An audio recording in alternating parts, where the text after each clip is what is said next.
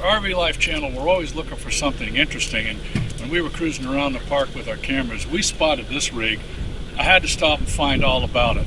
Now, on Facebook, you're always seeing people, they call them the tow police. Well, you don't have a big enough truck to tow this, or you have too big of a trailer to tow that. When I saw this, and I said, he didn't have any problem with the tow police. Sir, you are? I'm Curtis. Curtis.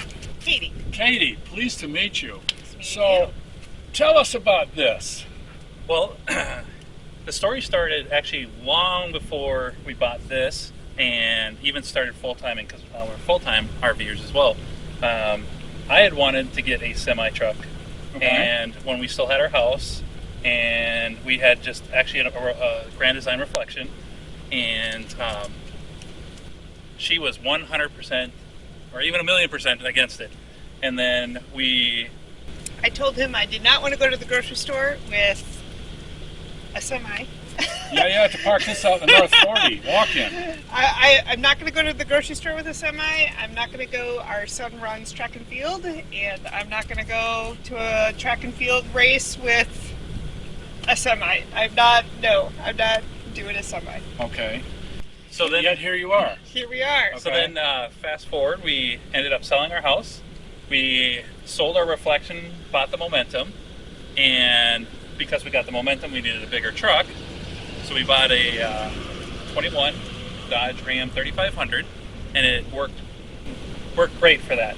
But our original intent too was to go out west and do more boondocking, and so I was using all these things to try to sell her on why we need a truck, because we can load up waste tanks, and the storage capacity on this thing weight-wise is not a problem.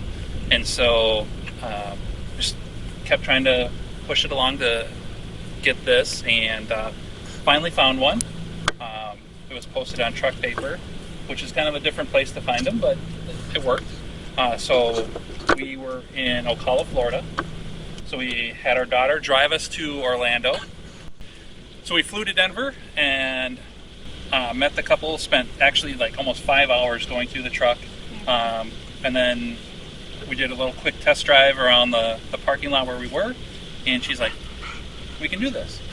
And then we left Denver and drove it all the way back to Ocala, Florida, where we were staying. And we're driving down I-70, and there's no one around. I'm like, all right, your turn to drive. And so she got in the truck and started driving. So they're not just You got in the truck and drove it. I got into the truck and drove it. So I also drive our fifth wheel as well, or not our fifth wheel, but our truck and fifth wheel at the time. And my husband does sound on Sundays, and we just have that opportunity to have that time of worship on Sundays. So we go ahead, and I usually drive on Sundays, so Curtis can do the soundboard and everything like that from remotely on Sundays, and so we can still worship, and so I drive on Sundays. So I'm going to have to get used to driving this beast. And are there any licensing issues with the fact that this is a tractor-trailer? So or tractor without the trailer? Well, yeah. So we are just became residents of South Dakota. We were originally from Minnesota, and we just transferred to South Dakota. And we're going to register this in South Dakota. It's currently registered in Colorado as a motorhome. So we'll transfer that to South Dakota as a motorhome. And in South Dakota, you don't need any special permits or extra licensing for that. So like in Texas, you need to have an air brake certification if you're going to do that. In Arizona, you need a Class A. And so different states have different rules for how you want to do it. Some, again, like Texas, it's basically a non-commercial Class A license. So you get the air brake certification. You still have to do the written test, driver's test, and all of that. Where in South Dakota and a lot of states, you actually don't have to. Some states actually, you just can register them as a truck. So like North Carolina, we met a guy at the last resort we were at. His is basically a private truck in North Carolina. So absolutely no special. Interesting. Tell me about this beast here over my shoulder. So when we were looking for the truck, the intent actually was to have this, but actually just put the motorcycle on here. So we have a toy hauler, so we don't have to put the motorcycle on here, but our daughter travels with us right now. She tried her hand at college, and she didn't enjoy it, so she travels with us. She does a 2-year college online right now. That way she can travel with us. So we have the back already built as essentially a bedroom, and so we don't have to tear it down as much. The intent was to put the motorcycle and the kayaks back here. But the gentleman that was selling this actually sold it as a package deal. So he had the truck, found the truck, had Jack Mayer at RDH Lifestyles build the truck, and then locally he found the smart car, and so it matches the truck. Yeah, I saw the color. Okay, tell me about getting this on and off. How do you do that? Great question. We'll find out. We haven't done it yet. Oh, okay.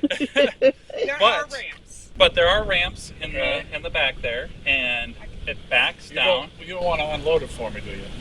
Not really. Not really. Okay, we'll let you go. Not on camera first time. Not the first time. All right.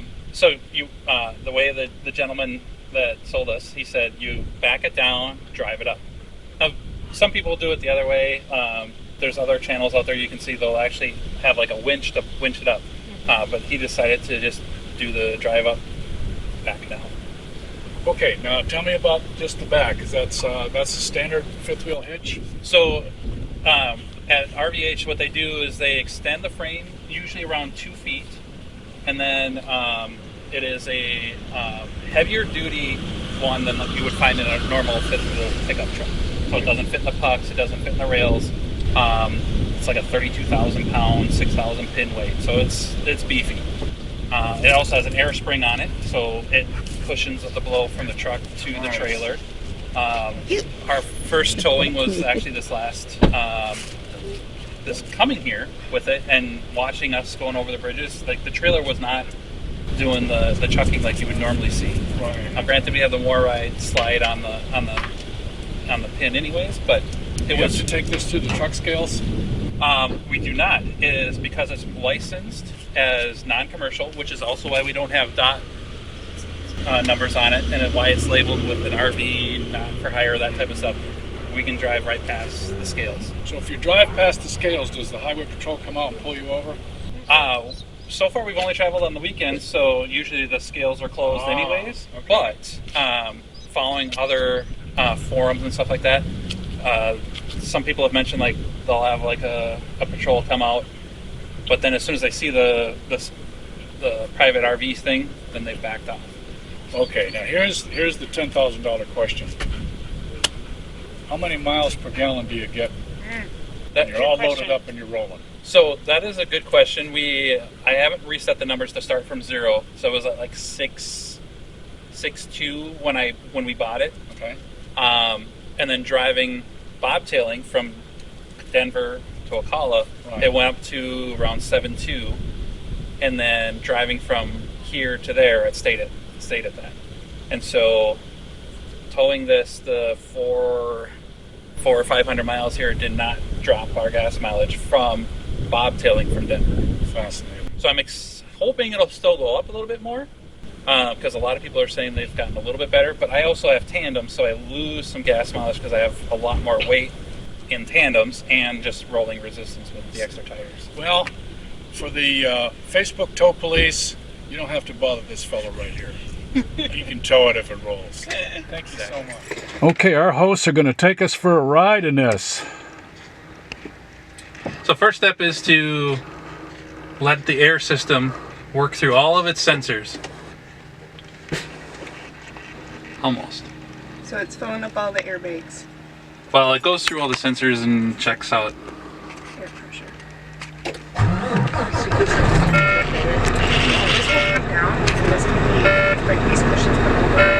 So our daughter once we get rid of the other vehicle. Okay, we've started up. The air sensors have done their thing, and we're getting ready to roll. We're going to take a ride around the park. There we go. So it's nice. It's like having plastic. That's how You waiting for the air to build up? Need a little bit more air. A little bit more air.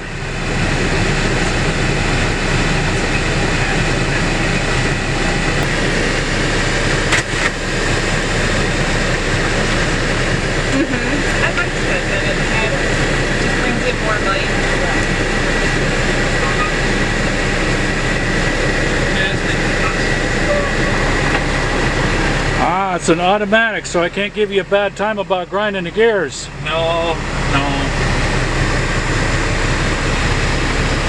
It was the only way I could get it. My wife would not drive it if it had the proper number of pedals.